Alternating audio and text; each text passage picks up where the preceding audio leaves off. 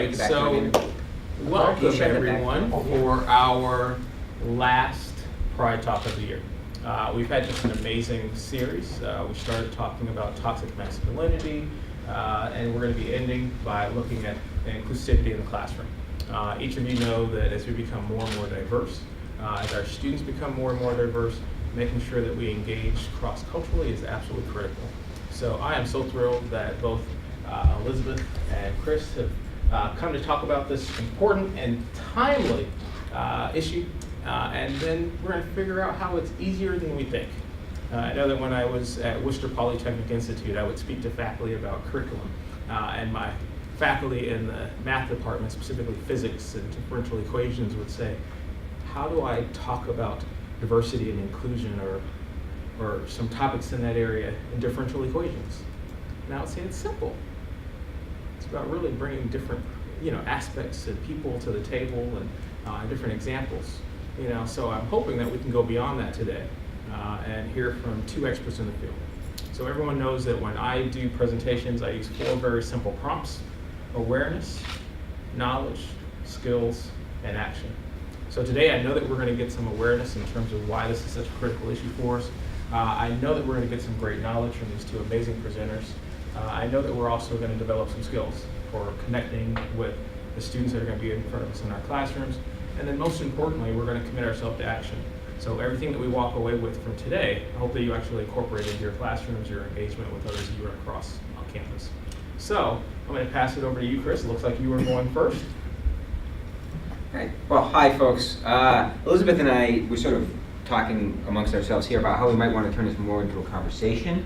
It's a small group. It'd be nice to have your opinions and perspectives on these issues. Before we get into some of the topics, I actually pulled up on my phone the statement that we have on the Springfield College website, which I think is an important one for us to think about as we talk about this. It's our non-discrimination statement, which many of you are familiar with, but I do want to reiterate a couple of these points just so you're aware of the perspective I'm taking. Springfield College does not discriminate against any person on the basis of race, color, religion, national or ethnic origin, age, sex, sexual orientation, disability, veteran status, or any other legally protected basis in the admission and access to an employment and treatment in its programs and activities. Essentially, we want to treat everybody equally, fairly.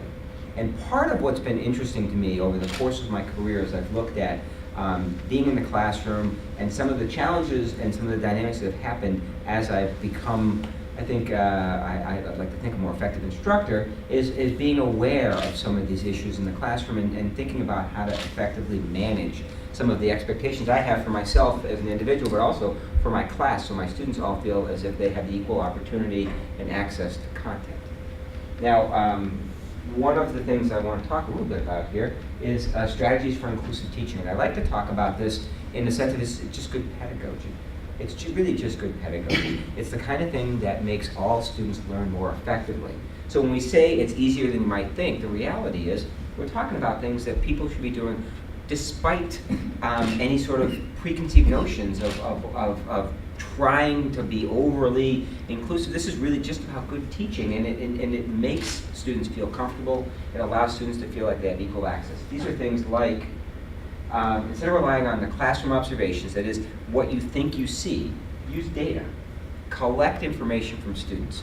One of the most interesting things that I have found in many of the courses I've taught is just by asking students things, you get a better feel for what's going on in the classroom, what you have for a student population. It's amazing to me the kinds of things you learn. And I mentioned in my class this morning, I've been teaching for 27 years. And in those 27 years, I've gotten to know lots and lots of students. And for many of these students, had I not been interested and asked questions and tried to get to know a little bit about them, they might have just passed through my class without any kind of sort of ripple. They would have just been there. But by asking, it allows me to have a good idea of how to engage my students. You don't have to make assumptions. You can actually just ask. And get to know your students. Meet students in office hours. Meet students when you see them on campus. Say hi to them. Get to know a little bit about them. How many of you who've been teaching have students who you see after the fact, after they're gone through your class? Getting to know these students is actually incredibly effective, it's helpful, the students feel engaged, they feel more comfortable asking questions, they feel as though the environment in the classroom is one where they can get access to information just by getting to know your students. And it's interesting to me that getting to know your students outside of the classroom is one of those things that requires very little effort. The students appreciate it tremendously. By the way, it's also important to learn their names and learn what they want to be called. We'll talk a little, I think Elizabeth's going to talk a little bit about that, but it's always interesting to know that because the students are very, very sensitive to that. And I'm up front, I tell students what I want them to call me and what I don't want them to call me. By the way, Mr. Hackala is out. I don't want to be called that, I don't like that. My name's Chris, that works just fine. Hackala works okay too. Hack, I like that a lot. So, but they can call me whatever they want. Active learning. Active learning is very, very effective at getting students to feel included in the classroom, get students engaged, get them doing things, get them involved in the content in a way that goes beyond just listening. There's lots and lots of different strategies out there. The Think, Pair, Share is a very common one that faculty use. The Think, Pair, Share allows students to take a minute to think about things, pair up with someone, talk about it, and share out what they found. It gets students involved in a lot of different ways, and then in pairs, it's harder for students to escape. One of the things students like to do is if they're in groups, they try to, there's actually a term social loafing, they try to social loaf, and this way they can't if they're in a Think, Pair, Share, and it gives students the opportunity to get their opinion heard. Structured discussions, even in groups of 3 or 4, if you assign students topics within the group, they can say the things that that they're supposed to within their topic, and it gives them the ability of being able to say lots of different things in this group without feeling as though they're being judged or there's any kind of commentary on who they are. Question formulation technique is a strategy I've used quite a bit in teaching, where students are given a topic and they just simply ask questions about that topic. That's a really great way to get students involved.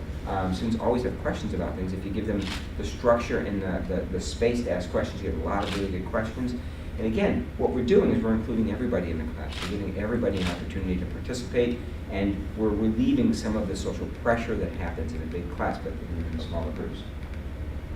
And also, remind yourself as an instructor always of general, important pedagogical issues. Think about educating the whole student. Treat students as if they're individuals. Don't treat students as sort of a massive group of people, but as individuals. Have in mind this idea that students do have the ability to change and grow and to adapt and to learn. And don't go into the classroom with this perception that students are only going to be doing one thing in one way. As faculty, we tend to have a great opportunity to give our students an experience that will allow them to experience education in this wonderful context. We want to give them the opportunity to really experience it by assuming they're going to learn and take what we teach them and grow from it. And all of these strategies really are, as I said, it's good pedagogy. It's what we should be doing as instructors. We ought to be getting our students involved, getting our students to ask questions, getting our students to know that we respect them and we know who they are, and we're helping them develop this ability to go beyond the content. And why that makes it inclusive, frankly, is that we're being sort of fair and open and honest and giving everybody an opportunity and access to the content. I'm going to turn it over to Elizabeth to give us some very specific strategies for. Okay. So, my plan now in the next 10 minutes or so is to reiterate Chris's points, reinforce them, and then extend them a little bit further as well.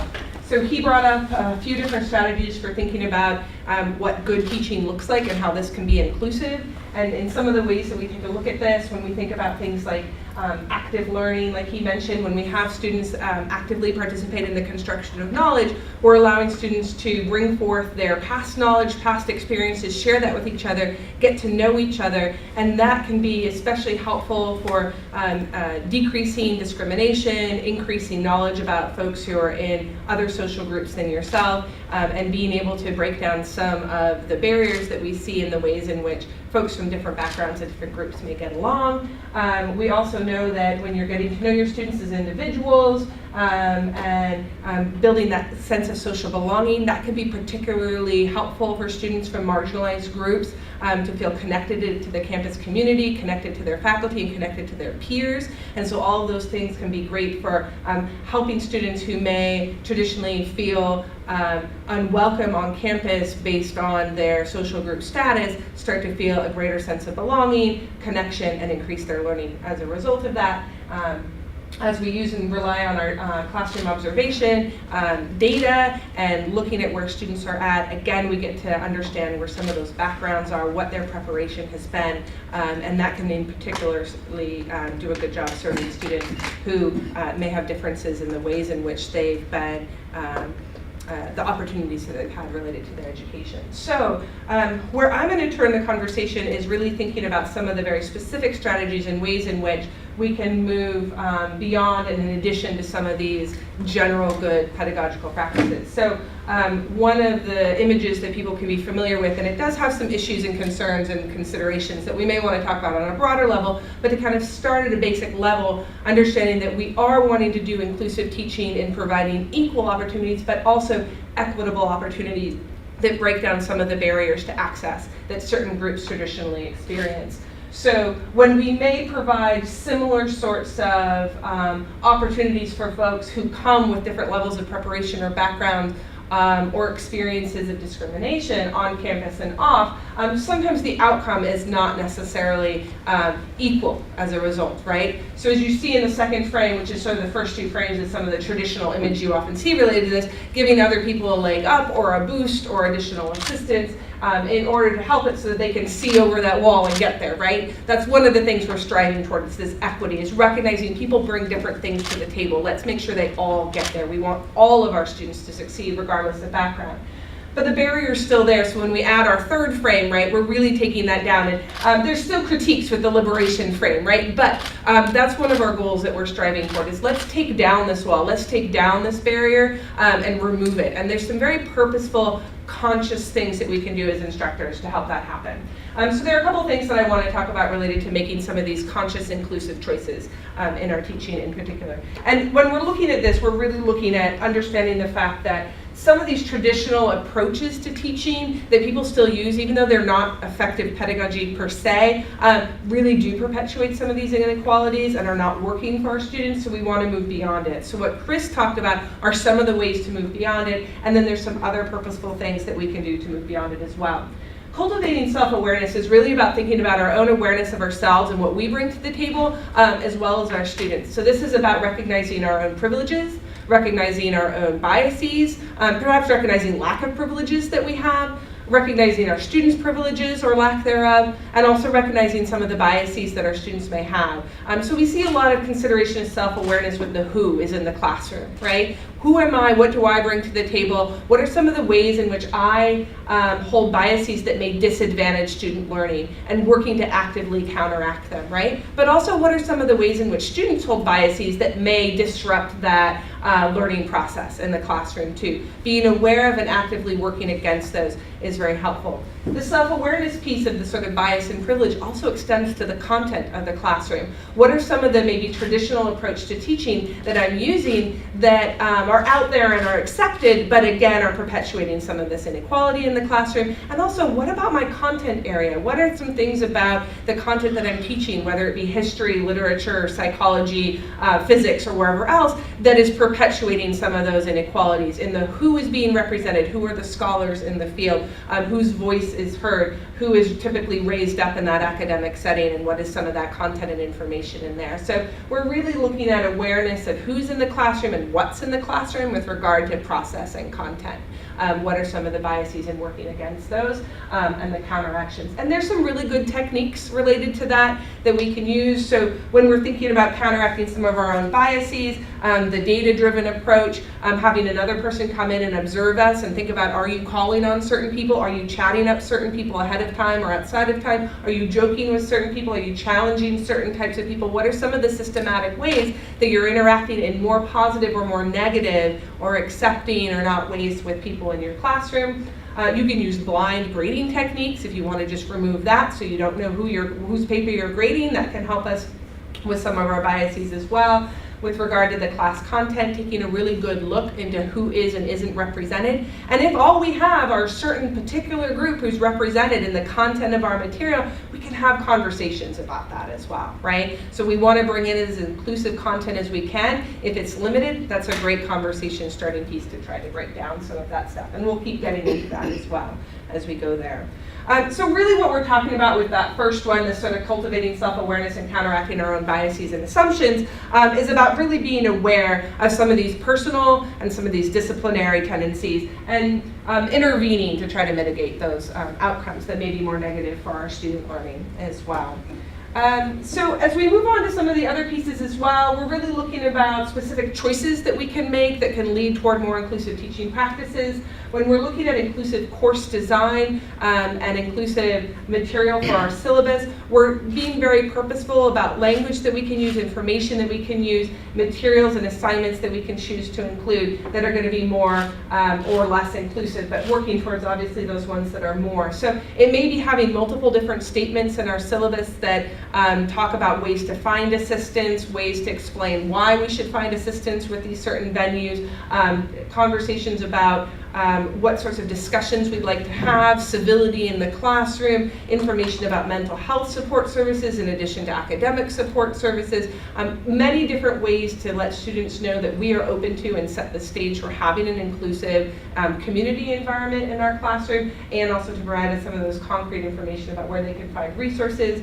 As we're thinking about some of the course design ideas, really thinking about having responsive assignments that let students bring in perspectives and topics that they're very interested in so they can have a bit of a say in what they're doing. Also to make sure that we kind of assemble, say, accessible materials from the beginning, not just because we get a letter saying that we should do that, but making sure that we have materials that are accessible. And this could mean things like having different formats for presentations of the materials, whether it's readings that students can hear instead of look at to read, but also may be available in different languages if that's helpful for students, or even making sure that the information that we have is financially accessible to our students too, and the textbooks that we use for our choices related to that. And again, what textbooks are we using? Who are the authors? What's represented in there? What perspectives are represented in the sorts of readings that we're using, and being able to counteract any issues that we see in that. And then that plays into the diversification of course content and materials.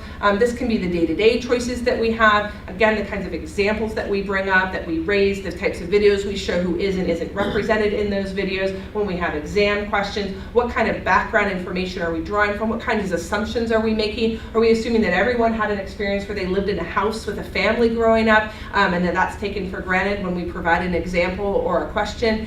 So making sure that we're not making assumptions about, well, when you take a vacation, not everybody is able to take vacations. So when we talk about if you've flown on an airplane before versus when you've been on an airplane, and making statements like that, or using examples that are just more accepting and open to understanding that people come from these different sets of experiences that they may have options to have available for them as well. And so there we're looking at any level from course content and materials, from readings, we're having videos, we're having examples we provide in class, test questions, assignment opportunities, all of that kinds of things open up possibilities for us to be consciously choosing to engage in inclusive practices there. When we think about effectively managing instructor-student and student interactions, again here we're bringing back into this understanding of our awareness of privilege and biases that may play out in the classroom setting as we interact with our students. Chris already mentioned get to know your students' names. Let's make sure we pronounce them correctly as well, and being aware of that. We talk about the use of using pronouns that are accurate for someone, so they may have a specific pronoun that feels more comfortable to them. Providing a safe place for them to let you know that information, volunteer that information in private, whether it's a sheet. I do this in my classes where I hand out and ask for names and pronouns and major and year in school, and then hobbies and interests and social identities that are important to them. And that can give me an understanding of types of examples that I can bring into class. It can help me when I'm creating groups amongst students to make sure that there's more heterogeneous groups, which will decrease potential discrimination in the classroom, increase diversification, and also help to reduce the likelihood that anyone feels marginalized in their group or tokenized in their group as well. So when you're aware of what the different student students bring to the table with regard to their personal and social identities, you're able to enhance some of these instructor-student relationships, as well as some of the student-student interactions that go on. And some of that can be very purposeful. So our idea here is it's easier than you think, but it also needs to be a conscious choice and an awareness, right? So when you're in class and you're asking groups to share out, and if it's always the male student who's the one who reports out for every group, we need to recognize, be aware of that, and start assigning a reporter who could be any member of the group, not necessarily the one male representative, to speak. Right? Or when someone's going to be the scribe or the reporter for the group, are we falling into our traditional gender roles again and having the one female in the group be the one who writes everything down because, oh, she has the best handwriting, right? So let's be aware of how those groups or dynamics are playing out as we're assigning people to groups. If all the leaders are ending up in one place, or all the white kids are ending up in one place, or all the athletes are ending up in one place, or whoever else we're looking at, let's purposely move beyond that in constructing our groups and addressing that issue with our groups, and using our role as faculty to consciously increase the inclusivity in the classroom by managing some of those student-student interactions as well.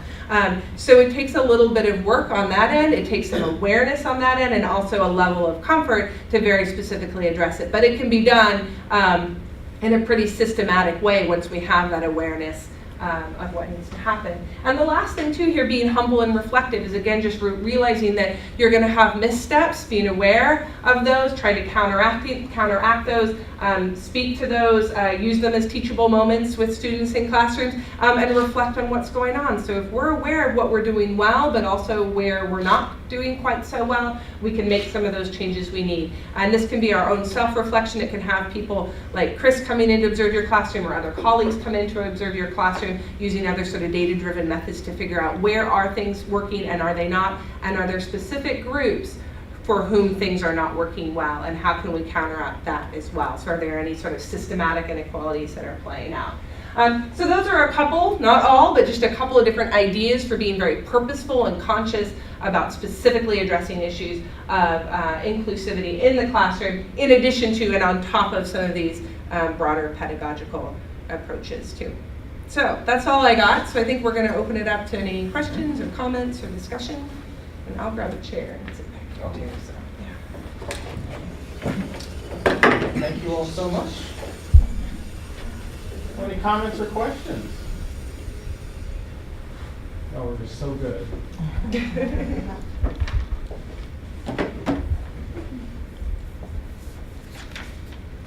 I would like to comment as someone who, as I said, I've been teaching for a long time. I've seen a shift in students' understanding and appreciation for trying to be purposeful about representative people in the discipline.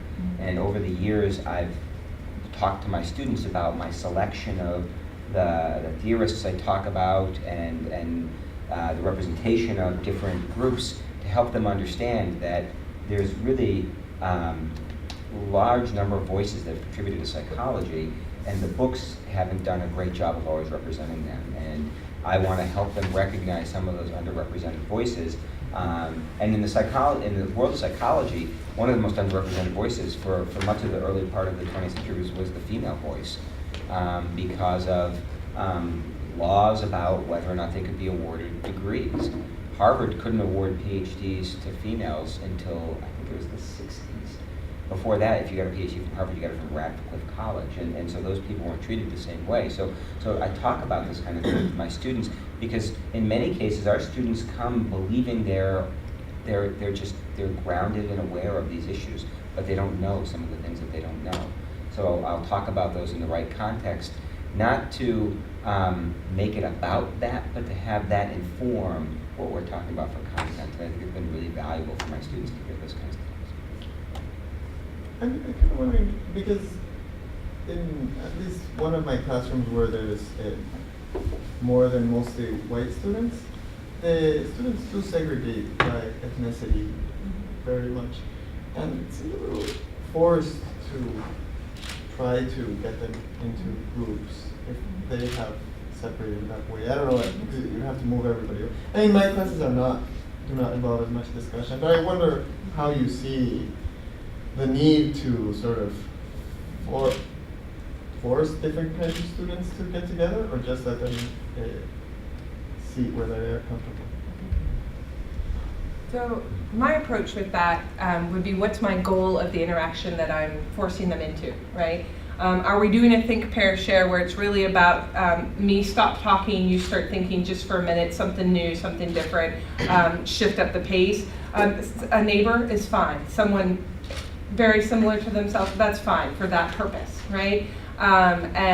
Especially you don't want everyone to move around for your 1 minute activity there, right? And so also maybe if it is early on in the semester and it is a difficult topic, something that has a little bit more tension or a little bit more discomfort related to, might be nice to let them talk with a comfortable peer and self-select into a group at that point. But if the goal is to get them to think about different perspectives, think about different background in psychology, say I'm a developmental psychologist, as we think about parenting techniques, how great would it be to talk about peers not like you and hear about different experiences with parenting? Or you get around people who you think are not like you and you've now all had the same experience with parenting. That's a great secondary or even primary lesson for that kind of a conversation. So if that were my goal, to foster, say, a conversation about early childhood parenting in a developmental class, I might say, let's number off 1 through 5. And we'll form 5 groups from across the classroom, because you all are sitting with who you want to sit. We get up, we move, and we do that. Now, functional classrooms for that kind of work is very helpful. You're not in like rigid rows, and that can be more challenging there, but perhaps worth it in that context.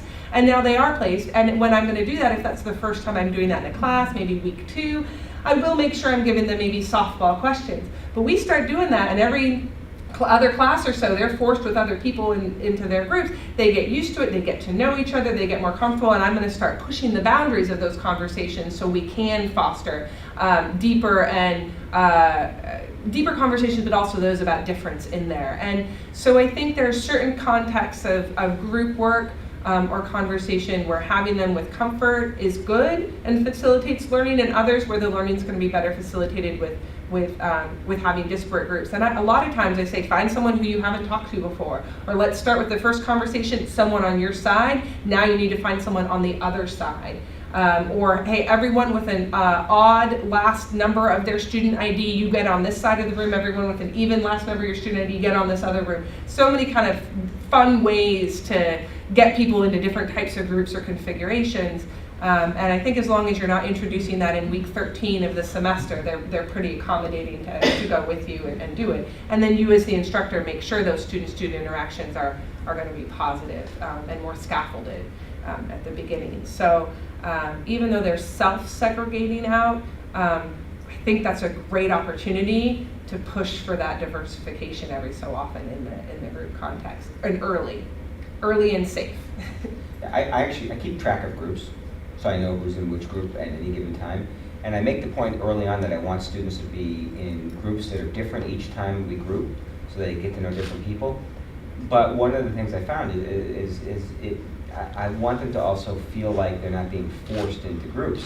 So I have, and this is incredibly duplicitous, but I've created the groups prior to class and then shuffled my note cards with their names on it, and randomly assign them to the groups I had them assigned to on my computer, but they think I'm just pulling the note cards out. And so they think they're being randomly assigned into groups of 5, but I purposefully reoriented everybody so they're in different groups, so they get to know different students. And any time I put them in groups, there is, and I do this as a structure, I have them introduce themselves around the table, and then someone has to be the scribe who hasn't been the scribe before, and I keep track of that as well so that they don't, and encourage, in some of these techniques, every person has to participate. So I encourage them to figure out how they can best participate. And in psychology, it's a little different because of some of the topics we talk about lend themselves to it. But anytime you put them in groups, it's good to have some purposeful goals about how you're structuring a group and what you want to come out of there, and use that to guide how you organize things. Like Elizabeth said, if I'm doing a think, pair, share, it's one that just whoever's next to you. But my class tends to be, so I teach in a classroom that has, it's got 3 distinct sections, and I've got on this side, you come to my class anytime, 8 o'clock, Tuesday, Thursday, I've got a whole group of women, traditional women, sitting right there, like 18 to 22-year-old women sitting on that side. The This middle section is a mixture of students, and my students of color sit on that side. Every class, and I mix them up because I think it's important for them to know everybody in the room. And I think that that's the case, it's always been the case when I've been teaching. It's really about, and I go back to good pedagogy, I think it's important for them to learn from all these different people as much as from me. And so I want them to know, be in a group with everybody in the room at least once or twice, no matter what the racial composition is. Chris, do you ever get resistance to that? Yeah, last class, it's interesting you asked that, Judy. So last class I had these two students who I had assigned to different groups and they didn't go. They sat in the group they wanted to so they could be together. And it happened right before break, and I was going to talk to them today, and the two women did not show up today. So they are both of the two young women with the smallest bladders I've ever seen, because they come into class, and 5 minutes into class, they both have to get up and use the bathroom every class. So they're students that I'm going to have a conversation with. But if I ever do get any of that, I mean, I pull people aside and say, listen, the purpose for this is not to split you up from your friend. The purpose is for you to gain a different perspective. And students are usually pretty responsive when you address them directly about these kinds of issues. I mean, they'll hide and not want to do it, but if you call them out, they're pretty good about doing it. But not call them out in front of a class, but just sort of approach them about it. And it is, and I will say this too, it has been interesting in terms of that issue over the course of my teaching career, in that I personally have become much more sensitive to some of these issues than I was when I first started teaching. So. I would just also add that I think creating that safe space initially is just absolutely so critical. Mm-hmm. And I always use the term congregate rather than segregate, because I think it's just a different way of focusing and thinking about the issue. People congregate with people that they have shared interests with. Mm-hmm. I think many times when it's a focus on Black, White, Latino issues, we look at race, we look at ethnicity. But we also don't necessarily think about students that are congregating based on shared residence experience or shared sports teams. We don't look at them as being segregating themselves, we look at them as just there. You know, so I think that's part of it, but then I also like the idea that you both brought up in terms of, you know, once that safety of that classroom environment has been established, that you are able to be around people that you feel very comfortable with, knowing that there's opportunities for group work in diverse environments, and understanding and talking about why that's absolutely critical from really day one is something that I always talk about in terms of it's a value added. You know, you're not going to graduate from Springfield College and be able to go into an environment for the most part where everyone looks like yourself. So having the ability to have cross-cultural dialogue is absolutely critical. And for the students, for many of them, their interaction with people who aren't in their very sort of tight-knit, narrow community they grew up in is something that they've not experienced. So to give them that opportunity is actually really valuable. And part of it is how is it creating that safe space early on? I mean, I think it's really important for students to recognize that, and I use this metaphor, that the classroom, the students like this here in particular, the classroom sort of practice for your intellectual world. And so I want you to feel comfortable trying things in this space. And students, when they feel comfortable, are much more willing to talk. One of the things that I put up here, I should have highlighted it more, but I really want to drive this point home, is if you can get to class early and talk to students as they come in, it sets such a tone for the class. I have now, it's almost a game. I can almost not beat the students to class at this point. I have a series of students, 4 or 5 students, who get there now, they're getting there at 7:30 for my 8 o'clock class. And they sit and they come and chat with me. And I think that sets a really good tone for the class when students feel comfortable to come in and talk. So. I love what you said about getting to know them individually. I think one thing that I found, I have the privilege of working in an IB school, that they learn about each other. So it's not oh, difference is bad. It's difference is wonderful. What can we learn from you? So that's a real gift, is to, like, one thing we do at the beginning of the year is tell me 3 things that you would like everybody to know about you. And they each get to share it. It's their choice. But they, starting at the beginning of the year, they know those 3 things coming right from that person, and it really bonds them. So. And as an instructor, it's great if you share 3 things as well. Oh, absolutely. Yeah. And there's always a risk, you know. Yeah. But I think it's really valuable for them to know that you're part of the group. Yeah. So I think that's an excellent point. That comfort level, I mean, you can't overstate that.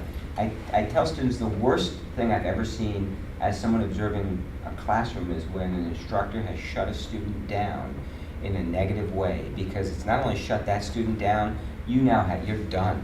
You have very little interaction with your students at that point, because if a student's been shut down hard, no one wants to talk.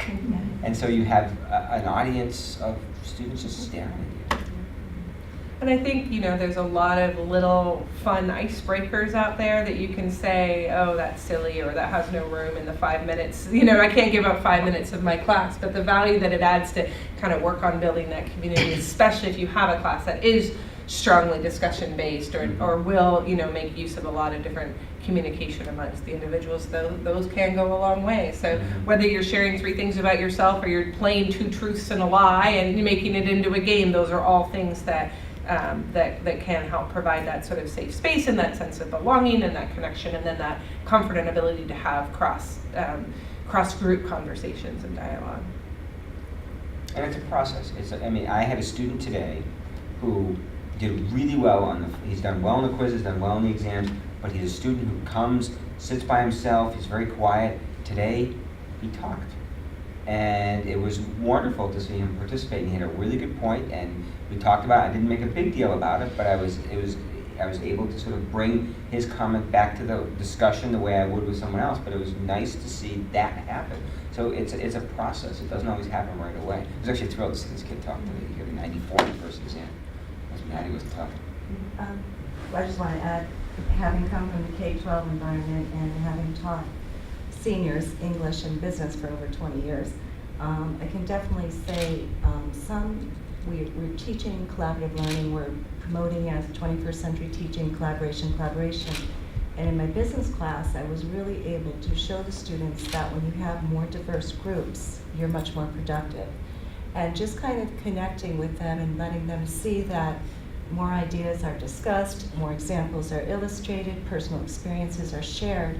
And there's a lot of supportive video out there that shows you these great studies where businesses have decided that lenses that we're looking through within our collaborative groups makes a big difference in how we are effective. And I don't think kids think about that right. I don't think we all think about that right away. But when you get a bunch together, differences let them shine, and it really does add a lot. Well, I think part of what you kind of ended with there too, this idea that let's tell them about why we're doing this, and let's talk about the value of it. And you alluded to that as well, Calvin. And this idea that we're doing this for this reason. We get better ideas because we're engaging in this. So yes, this is creating a community. Yes, this is supporting groups. Yes, this is dismantling some discrimination or biases we may hold. But it's increasing. It's really increasing our learning and our productivity as well. And here's all the reasons for engaging in these types of things. Having that clarity is important for all the students. Anything that we're teaching, we should be saying, here's why we're doing this. Here's the point of it. And so here's the point of doing this because it's inclusive is just as valuable as here's the point because it's getting you the writing skills you'll need when you're in this profession. And so we're kind of explaining all of that. And we also know that sort of explanation is particularly helpful for our underrepresented students as well, for those who don't have that background or understanding or preparation. So we're now kind of layering on top of that of these good pedagogical practices that are also promoting inclusion and that are specifically enhancing certain students' experiences. It really all, works together. And thinking about the Jigsaw classroom was built out of trying to dismantle discrimination and prejudice, right? And now it's a sort of standard pedagogical practice. But its whole point was to create this sort of equality of learning and participation experience for different students. And so there are so many good connections between these. If we're trying to do good teaching and keeping this conscious awareness of being inclusive in our minds, we can really, put the two together to have a really added value of all of our experiences. So I think we've got time for one more question. I have one that's burning, so there's no one else. All right. Burn away. So I think we've had some really positive conversation, and I think we can all see the value of having this inclusive dialogue in our classrooms. What do you do with that 1 or 2 students in your class that don't see this as a value and just kind of serve as a roadblock? How do you bring them in so that they too can then begin to kind of see where you're going as a faculty member?